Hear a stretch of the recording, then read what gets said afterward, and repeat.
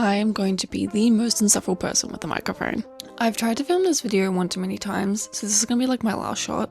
If you don't like it, too bad. I had a sword, which I thought was going to be very fitting to put my microphone on, because I've seen people put their microphones on a spatula. This is not going to work out at all, mainly because of this. But also, if I have it this way, it just looks like a stick. It's just gonna sit next to me for now, I guess. Hi guys, welcome back to the channel. For today's video, I'm gonna be talking about all things fantasy, mainly how to get into fantasy. I love fantasy. I've grown up with fantasy since I can remember. I've loved everything fantasy. My favorite movies were Narnia and Harry Potter and How to Train Your Dragon and all that kind of stuff. I absolutely love it. And I always will. I don't think I'll ever grow out of fantasy, and I don't think anything can top fantasy. In this video, I'm going to be talking about the kinds of fantasy that there are, because there are a lot of different kinds of fantasy. I think there's our two main types, but then they both have different themes and kind of aesthetics, if you want to go with aesthetics, which are very fun. And I always love the vibes of different fantasy books.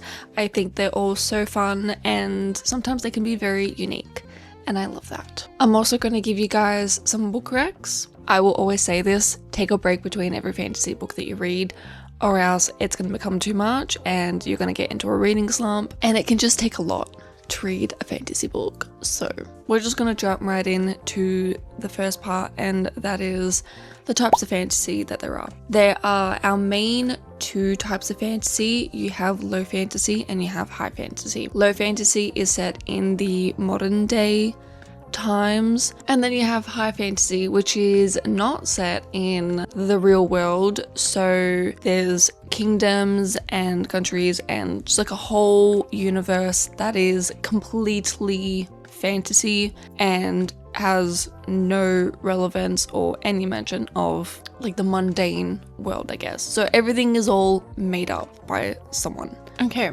this is gonna be me a little bit into the future into this video, because as I was filming I realized something. There are, I think, different interpretations of low and high fantasy. As I'm explaining low and high fantasy in this video is one way to interpret it, but then there's also another way where low fantasy is where it's easy. There's not a lot of talk on world building and magic systems. It's in there, but it's a lot more easier to understand. The political aspect is in there, but it's also like not as heavy, I guess.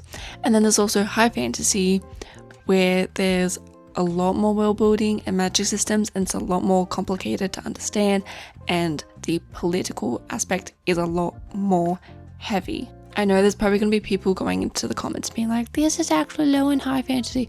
I understand there are two different types. I just don't really know how else to explain. Okay, thank you. Back to the video. Some of the kind of like themes / aesthetics that you can find in books are folklore, fairy tale, gothic, dark and light academia, historical, dystopian, sci-fi. In fantasy books in general, you will get a lot of things like world building, magic systems. So those are always really fun to explore. I love being able to learn a lot about the different kinds of worlds and magic systems. I feel like they're always so fun, even if some are the same, where you have like elemental magic. I feel like it's always so fun to see like their own twist on it, how they work, how they don't work. And then you see some really cool different kinds of magic that you're kind of like, I haven't seen that before, or maybe in a really long time, and it's kind of refreshing and it's amazing. Fantasy books and books in general are very political, but fantasy books do focus on the politics, and that is mainly when you have things like kingdoms and all that kind of stuff. And sometimes it can be a lot, but also sometimes it can be very fun. I do have a list of books that I'm going to be recommending, and I had to write them down because I knew that I was going to forget something. First book that I want to recommend is a book that I read this year because it got released this year, and it was such a fun read. I absolutely loved it. It can be Bit heavy on some themes, but that is Bury Our Bones in the Midnight Soil by V.E. Schwab. V.E. Schwab is a really great author. I absolutely love her writing. It is so good. Her writing isn't too complicated and she explains things very well. Her quotes are amazing. I just have like a really fun time with reading her books. I've only read 2 of her books, but I still enjoy it no matter what. This book, you follow 3 characters and they are all set in different time periods, but they're all vampires. They're all vampires, but they are sapphic vampires. It's really interesting to see a character go from what time? 1532 all the way to 2019. I think I would be so done with the world, honestly. I don't know how someone would want to live that long, but hey, it's vampires. This is an adult book and it does have explicit scenes, so go into it with cautions, and there are a little bit of trigger warnings. This next book is also another vampire book, but they call vampires reapers. This book is young adult, so if you're not wanting anything with explicit scenes or you don't want to read anything adult, this will be perfect for you. This also does have mystery and it is sapphic as well, and that is called This Ravenous Fate. I read this year. It was in January I read it. I finished it on the plane on the way back home. The second book just came out not that long ago and I really want to read it, but I need the physical copy, so I'm waiting to hopefully get it on sale because the hardcover is a bit expensive, and this is also hardcover because I bought this in New York. For this one, you follow 2 characters who were best friends. Something happens, one of them gets turned into a vampire / reaper, and so obviously after that they end up hating each other. But then something happens a couple years later, I want to say. They essentially are forced together to figure out what is going on. There's a little bit of mystery that they are wanting to solve. I will say this is not very mystery heavy, so don't go into it expecting like amazing mystery. It's definitely in there, but it's not like the best. This is a very fun read. I would highly recommend, and I need to read the second book. The next book I'm recommending is another low fantasy, but this one is inspired by King Arthur. I'm not gonna lie, I do need to do a reread of this because I didn't actually read the end for a very petty reason, and that was the writing is extremely small, so I got very annoyed when I was reading. But I did enjoy the book and I do want to finish it, and I do want to get to the rest of the series, and that is Legendborn. I'm still going to recommend this book because I did enjoy it and I did enjoy the characters and I did enjoy the story. I just didn't get to the end. This is about our girl Brie, and her mum had passed away, and so she kind of wants to move past her family, I guess. And she gets put into a program in her high school, and the first night on campus, she sees something that no one should be able to see, but she sees it, no one else does. And then a whole bunch of things happen, and then she gets put into this society club thing called Legendborn. And all these people in the Legendborn group can see all this stuff. It's all based on magic, and it is inspired by King Arthur and the Knights of the Round Table. This does have a love triangle in it, and I know not a lot of people are fans of love triangles, but I did enjoy it. I still need to go back and reread it. I think I read this about 2-3 years ago, so my memory is not great. But I do want to read this before the end of the year. This copy is the US version, and the writing is still very tiny, but you know what, I'm gonna try and move past it. I did also buy the second book while I was there because I was like, why not? Why would I buy the first one and not buy the second one? I think I'm just gonna go through all the low fantasy first and then go through the higher fantasy just to make it a lot easier. But this one is a historical fantasy and one that I really enjoyed, and I don't really want to read the second book because I've heard it's such a letdown, and that is Divine Rivals. This book follows Iris and Roman. They are both journalists during the war, and so there's just like this big company that is rivaling another one. They are all writing about the war. There's this war going on between these gods. Something happened and then they created a war again, and so everything is split into two. I'm trying to remember what happens in my head without looking at the back. There was something that popped up in the paper, and it was to be a war correspondent and to essentially be on the front lines and write about what's happening and how it is affecting people who is very close to the war. Iris goes. She goes and she's living with someone who is very close to the front of the wall, and she has this magic typewriter. There are two of these typewriters, and once you write something on it, it goes to the other typewriter, or goes to the other person who has the other typewriter. And who do you think has that other typewriter? It's Roman.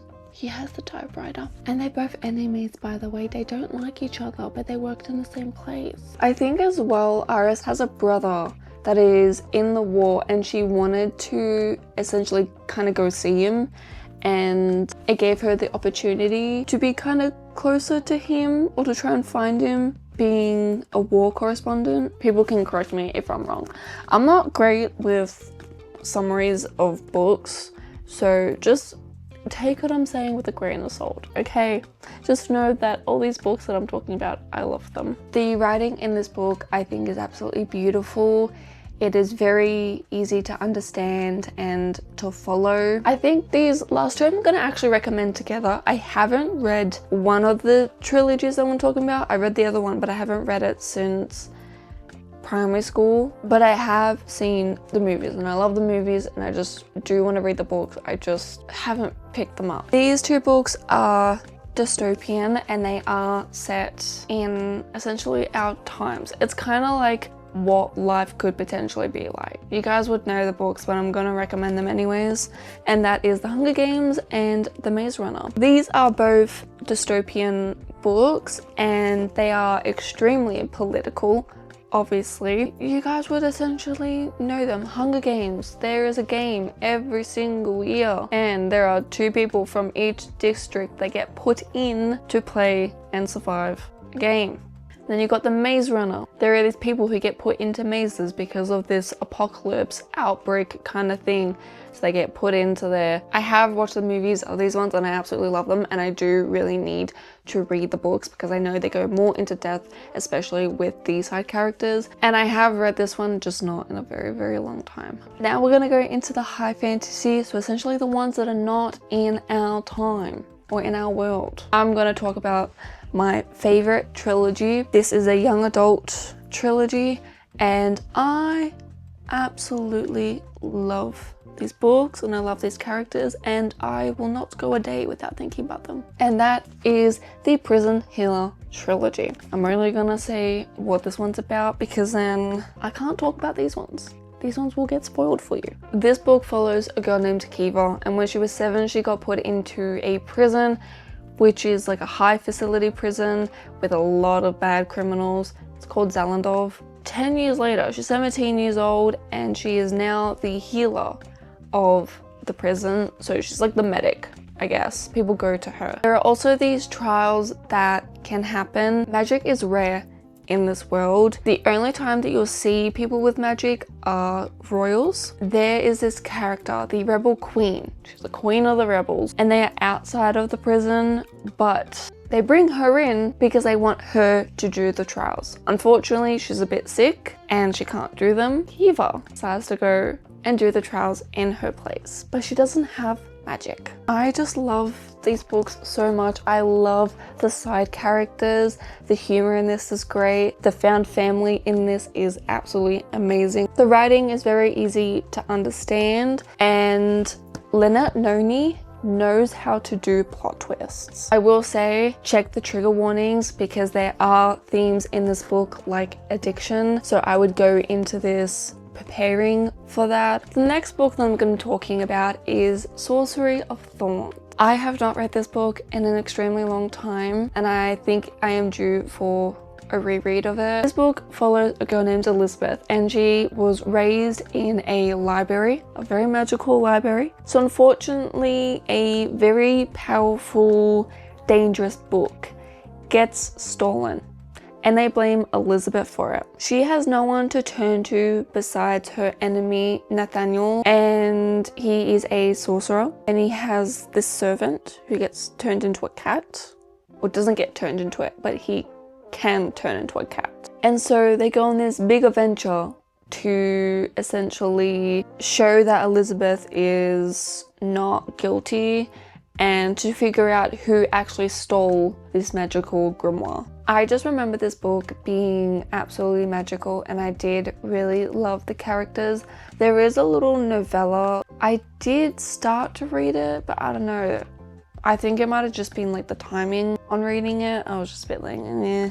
I think I am due for a reread of this book. It's very fun, it's very cozy. You go on like a big adventure, and I don't see enough people talking about this book. It is young adult, by the way, but I don't see enough people talking about it. I haven't seen anyone talk about it since 2021. Next book that I'm going to be recommending is a book from a world that a lot of us grew up with and loved, and that is Wings of Starlight, and is from the Tinkerbell universe. This book essentially is about Queen Clarion and Lord Mallory and their story back when they were very young and in love, and the tragedy of their relationship and why rules were put into place between the seasons. This book is a very fun, simple read. I loved it. There's not much to it at all. And I loved their love story. I loved it so much. It was so cute. I didn't go into this book with big expectations because it's made for younger kids. It's made for tweens. But a lot of us who grew up with Tinkerbell would have obviously read this book. And yeah, I enjoyed it. If you're wanting something like fairies and Tinkerbell vibes, the world, you can go with this one.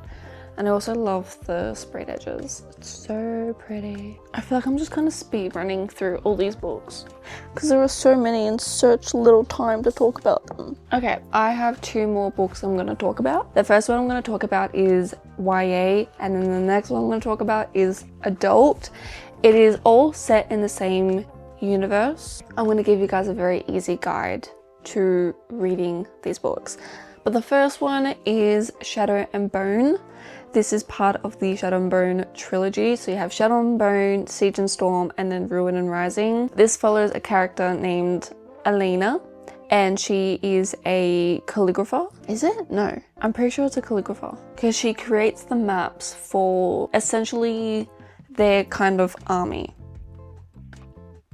Cartographer! I guess I was kind of close. A calligrapher, a cartographer. I was close. Okay, they both start with a C. So she's a soldier, but she creates the maps. And there is this thing called the Fold, and so it has split the country. People don't really dare to go into it because if you do, you end up just not coming out of it. So no one really goes in besides like the soldiers and all the people in the army that they have, I guess. There are also these soldiers that have different abilities. I'm not going to go into them, but just know that I think they are really cool. Elena also has a friend named Mal. He is also a soldier, and he gets drafted to go into the Fold with all these other soldiers to get to the other side. And Elena's like, hang on, he's not going without me. So she does something that has to make her go with them. So she's like, cool. And so they go in and something happens. I'm not going to spoil anything, but something does happen, okay? I did really enjoy this book. I read this in 2021, and I read the whole trilogy in 2021. And I did enjoy it for what it was. It definitely wasn't my favorite, but I would recommend it for anyone who's wanting to get into the Grishaverse world. So I would highly recommend you start with this trilogy. And then I know a lot of people would rather go into this than Shadow and Bone, but if you want to get a better understanding of the world and the magic and all that kind of stuff, I would start with Shadow and Bone and then go into Six of Crows. I am due for a reread of this duology. You have Six of Crows and then you have Crooked Kingdom. This is set in Ketterdam, which is on the other side of the fold. So Alina is on one side, and so there is this group of people who are on the other side. For this book, you follow our main character, Kaz Brecker, and he is a bit of a thief. And there are a few other people in this group that he has, and it is all about them doing a heist. So if you want some really great characters that all have their own special abilities and you want to see a heist, I would highly recommend this one. I loved all the characters. We do see everyone's backstories. I would look up the trigger warnings for this book because there are quite a few, especially when backstories of characters are talked about. And I just loved Leigh Bardugo's writing in this one. I think it was really, really good. I loved the second book even more, and I do need to reread it if I'm going to be completely honest. I just want to read it and I want to tab this book. I want black and red tabs to match the cover. I always love matching my tabs to the cover whenever I annotate. So yeah, if you're wanting to get into the Grishaverse, I would highly recommend you start with Shadow and Bone, go into Six of Crows, and then there is another one, I think it's a duology, and it's called King of Scars. So you got King of Scars and then Rule of Wolves, which follows a character from Shadow and Bone. I don't remember if he appears in Six of Crows. I think he does, maybe. I don't remember. If any of these books piqued your interest, add them to your TBR, search up what they're about. I like going into my books blind, so I always know little to nothing, but I hope that this video helped you kind of get an understanding, a little bit of fantasy, and I hope that you took some recommendations from this video that you would love to try. But yeah, I think, as I said at the start, make sure that if you're reading fantasy, when you're done with one book, read something else that's not fantasy, okay? Because it will be a lot and it will put you in a slump. Coming from someone who reads a lot of fantasy and does get put into slumps a lot. But anyways, thank you guys so much for watching. I hope you did enjoy, and I will hopefully see you guys in my next video. Bye!